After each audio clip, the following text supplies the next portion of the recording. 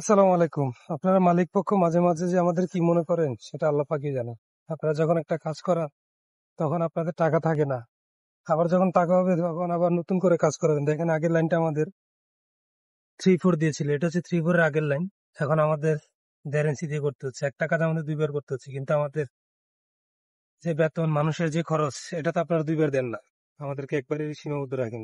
তো যারা এই কাজ করেন অবশ্যই খেয়াল করবেন এই কাজগুলো প্রত্যেকটা মিস্ত্রি দিয়ে যেন একবারে করাতে হয়। 2 বার করাতে হলে আপনাদেরও লস, আমাদেরও লস। আমরা কাজ করি বিধে যে আমাদের কাজ করতে হবে সেটা কিন্তু নয়। এই যে কাজ দেখতে পাচ্ছেন, আগে ছিল এই লাইনটা 3-4 দিয়ে, এখন বলতেছে যে না 3-4 হবে না, সবগুলা আমার 1.5 ইঞ্চি মোটা করতে হবে।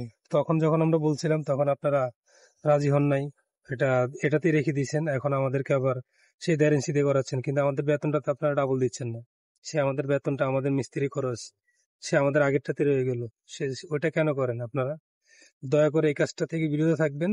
কাজ যখন করাবেন একবারে করানোর চিন্তা ভাবনা করে মাথা রেখে তারপরে কাজ করবেন। আল্লাহ হাফিজ, ধন্যবাদ।